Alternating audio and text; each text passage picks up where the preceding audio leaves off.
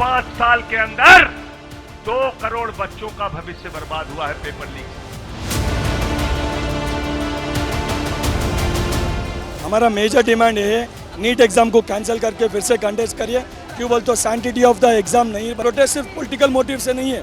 24 lakh students को एक भरोसा देने के लिए पूरे स्टूडेंट यूथ ऑर्गेनाइजेशंस एकजुट होकर ये प्रोटेस्ट कर रहे हैं। धर्मेंद्र प्रधान पहले तो माफ़ी मांगे, तुरंत इस नीट की जो परीक्षा जो रिजल्ट आया इसको रद्द करें, दोबारा से परीक्षा होने की घोषणा करें। जो इस फ्रॉड में शामिल हैं, जिन्होंने पेपर लीक करवाया, उनको तुरंत जेल में डालें।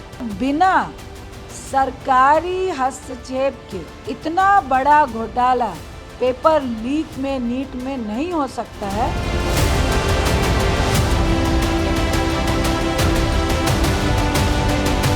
नीट के एग्ज़ाम से कई युवाओं को बर्बाद करने का काम इन्होंने किया, कई परिवार को बर्बाद करने का काम किया। महाराष्ट्र में ड्रग का साम्राज्य है।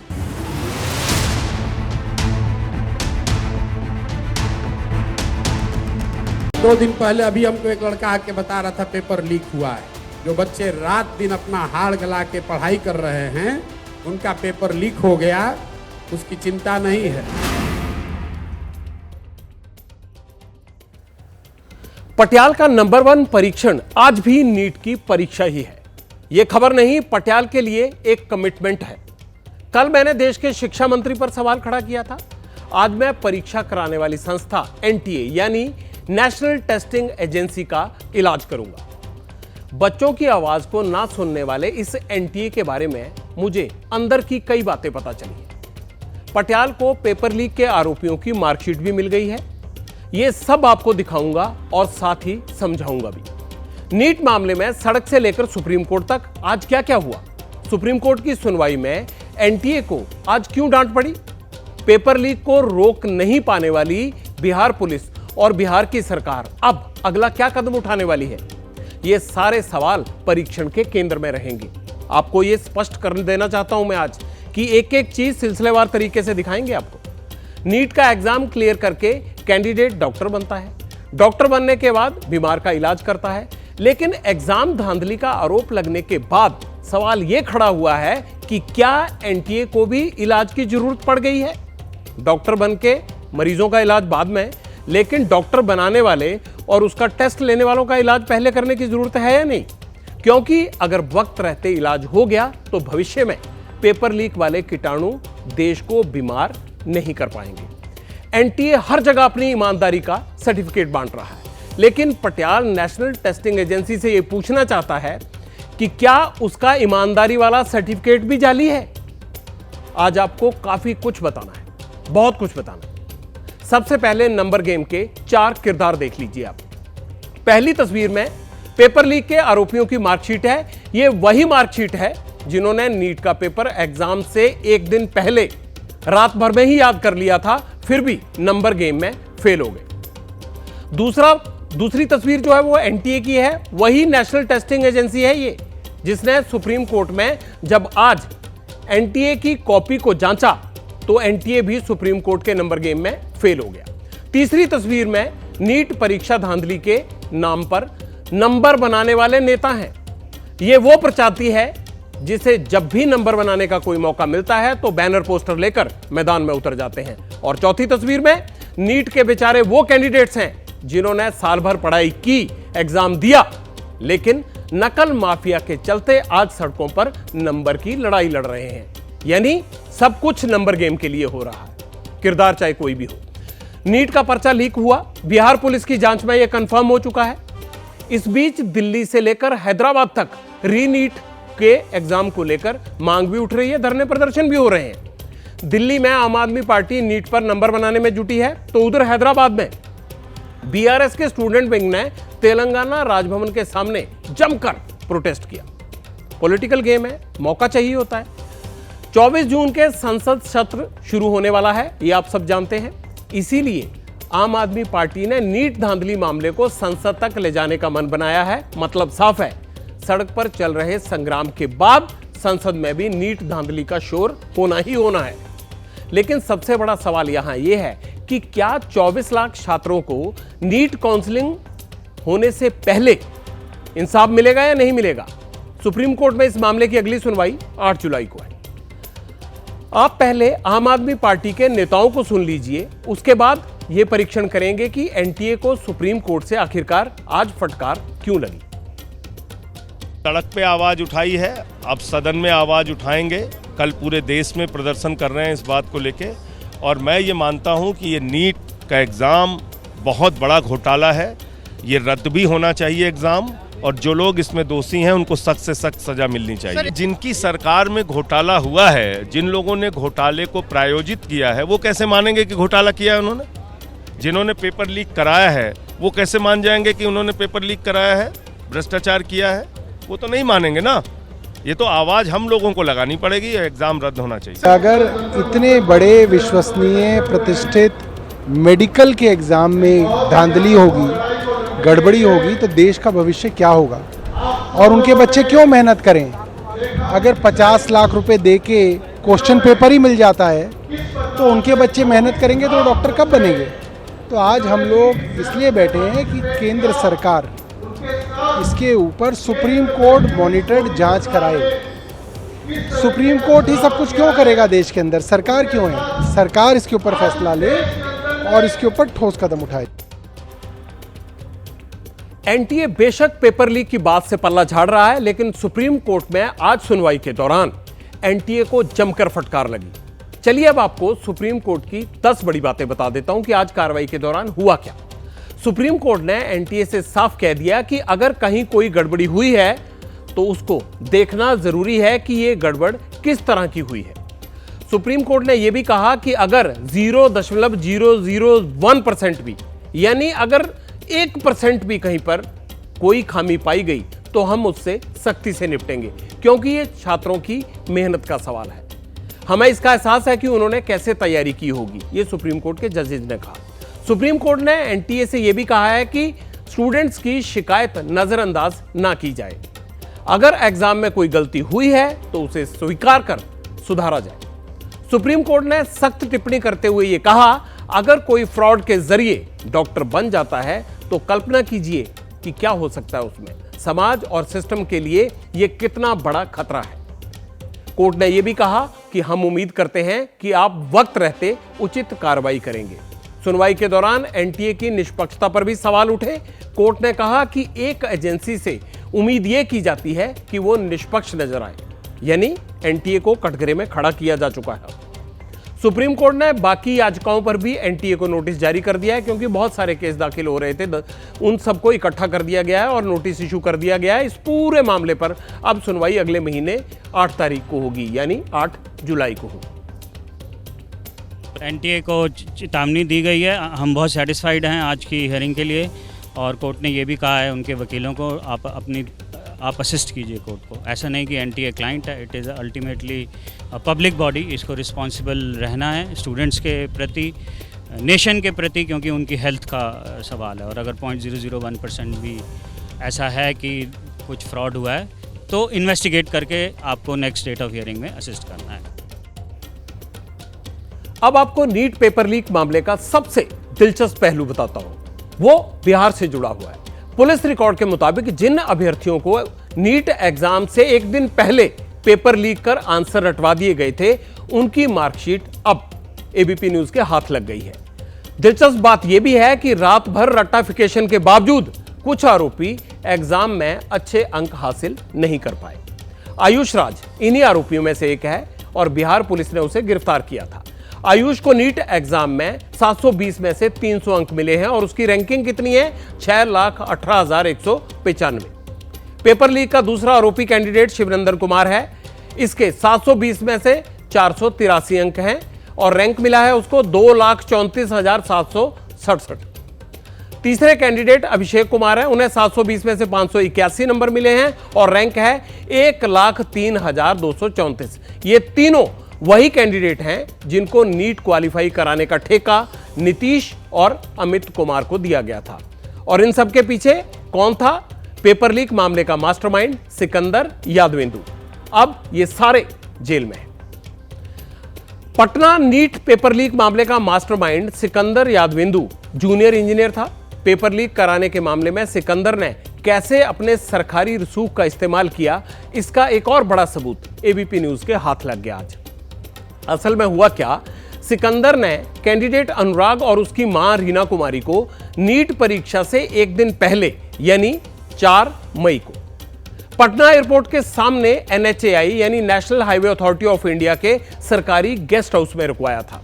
एक और दिलचस्प फैक्ट यह भी है कि अनुराग रिश्ते में पेपर लीक करने के मास्टरमाइंड सिकंदर का भांजा है।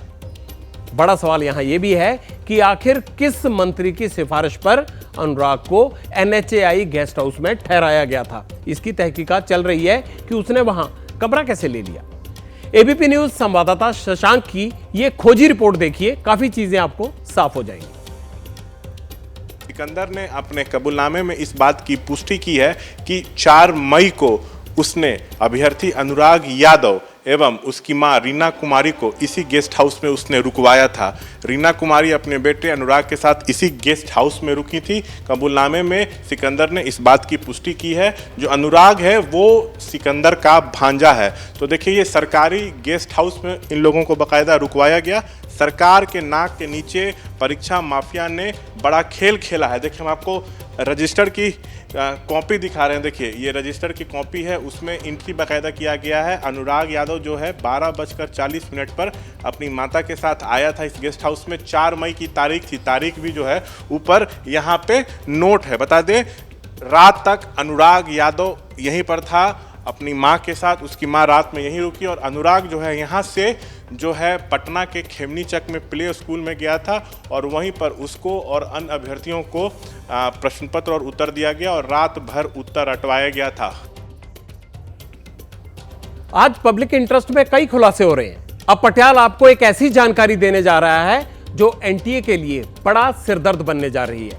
बिहार की आर्थिक अपराध शाखा ने आज अपने पटना ऑफिस में कुछ खास लोगों को तलब किया था। ये वो लोग हैं जिन्होंने नीट एग्जाम दिया था। इनकी संख्या 10 से 12 बताई जा रही है। कैंडिडेट के साथ उनके गार्जियंस को भी बुलाया गया था और पटियाल को पता यह चला है कि पुलिस ने जिन्हें बुलाया उनके नाम और रोल नंबर उसे एग्जाम माफिया के पास से मिले हैं। वैसे पेपर लीक मामले में अरेस्ट कैंडिडेट आयुष ने पुलिस को यह पहले ही बता दिया था कि एग्जाम से एक दिन पहले उसके साथ पटना के लर्न प्ले स्कूल में 20 से 25 कैंडिडेट और भी थे जिन्हें जो पेपर लीक हुआ था उसका क्वेश्चन पेपर और साथ में आंसर रटवाए गए थे। यही नहीं, पटना पुलिस की एफआईआर में भी यह दावा है। इसी प्ले स्कूल में जले हुए पेपर भी पुलिस को बरामद हुए थे और इसका दावा पुलिस जांच में पहले ही हो चुका है। जले हुए पेपर की असलियत जानने के लिए अब आर्थिक अपराध शाखा क्वेश्चन पेपर और ओरिजिनल कॉपी को इकट्ठा मिलाना चाहते हैं ताकि यह पता लग जाए कि जो चीजें वहां से बरामद हुई हैं वही पेपर ओरिजिनल था। एनटीए से मूल पेपर की कॉपी भी मांगी गई है। एनटीए ने अभी तक बिहार पुलिस को मूल पेपर की कॉपी उपलब्ध नहीं करवाई है। यह बात एनटीए के खिलाफ जाती है कि आप इतने दिनों से यह कॉपी दे क्यों नहीं रहे? आपको क्या शक शुबा है? अगर कोई पुलिस जांच कर रही है तो एनटीए उसके साथ सहयोग क्यों नहीं कर रहा है? सूत्रों की माने तो मूल रूप से जो पेपर के लिए जांच कमेटी बनी है इकोनॉमिक ऑफेंसेस यूनिट की, वो अब 3 रिमाइंडर भेज चुकी है। ये रिमाइंडर कब कब आए एनटीए को, अब इस पर गौर कीजिए जरा। उन्होंने ओरिजिनल पेपर मांगने के लिए 2 रिमाइंडर मई के महीने में भेजे और 1 रिमाइंडर जून के महीने में। अब तक एनटीए को 3 रिमाइंडर आ गए हैं और वो सहयोग नहीं कर रहे हैं, ऐसा आरोप लग रहा है। जब जवाब नहीं मिला तो अब बिहार पुलिस क्या करेगी? या तो कोर्ट से ऑर्डर लेकर आए, लेकिन अब बिहार पुलिस ये करने जा रही है कि वो एनटीए से ये कॉपी मांगने के लिए हो सकता है कि दिल्ली आ जाए और उसमें एनटीए की बहुत बेइज्जती होने वाली है। वो मूल पेपर की कॉपी मांगने के लिए बिहार पुलिस एनटीए के दफ्तर में दिल्ली आ सकती है। इस चीज की प्लानिंग चल रही है। अगर हालात खराब हो तो आगे बढ़कर कमी को स्वीकार करना चाहिए, बदलाव करने चाहिए, लेकिन एनटीए झुकने को तैयार नहीं है, जबकि उसकी कई कमियां रोजाना एक एक करके बेनकाब हो चुकी हैं। लेकिन राजनेता तेज होते हैं। पेपर लीक के लिए बदनाम हो चुके बिहार में सरकार ने एक बड़ा कदम उठा दिया।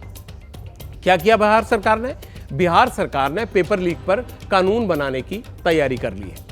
अगले विधानसभा सत्र में प्रस्ताव लाया जा सकता है। सीएम नीतीश कुमार ने परीक्षा में कोई भी अनियमितता ना हो, यह बात कह दी है कि हम इसे रोकना चाहते हैं। पेपर लीक वाले कानून पर बिहार में नीतीश के सहयोगियों का क्या कहना है, पहले आप वो सुनिए।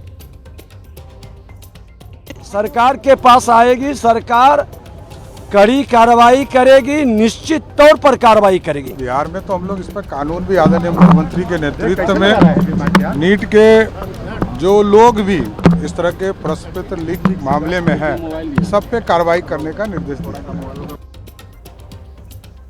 नीट पेपर लीक मामले में सब कुछ नंबर के इर्द गिर्द घूम रहा है। एनटीए, कैंडिडेट और माफिया सब नंबर के चक्रव्यूह में फंस गए हैं। लेकिन देश में एक प्रजाति ऐसी भी है जो इसमें भी नंबर बनाने में लगी हुई है। आपको पता है वो कौन सी प्रजाति है?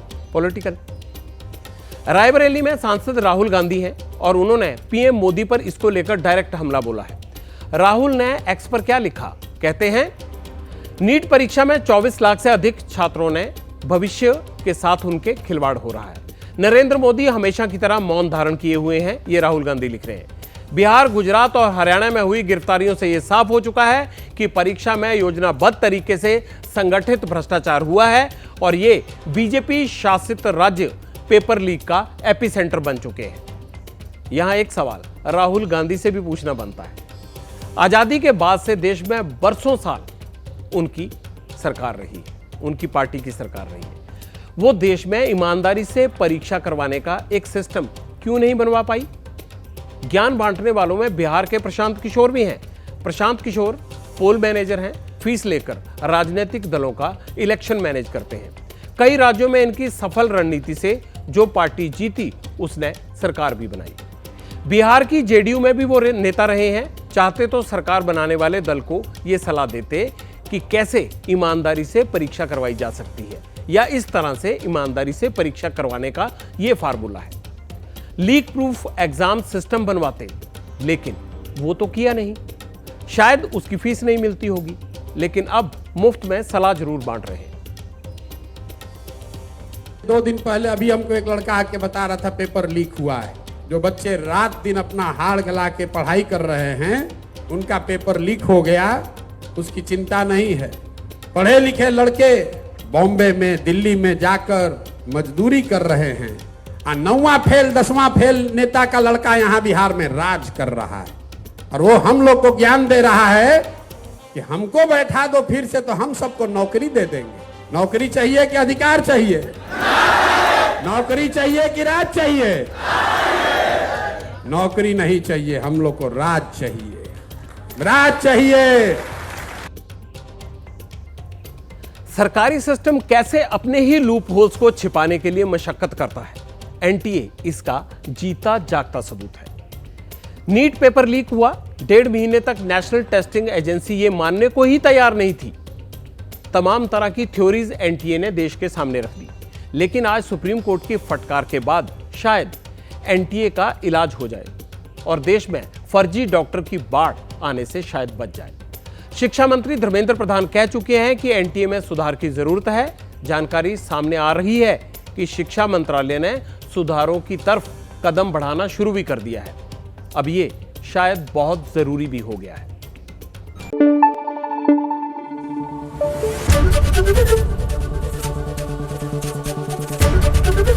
एबीपी न्यूज आपको रखे आगे।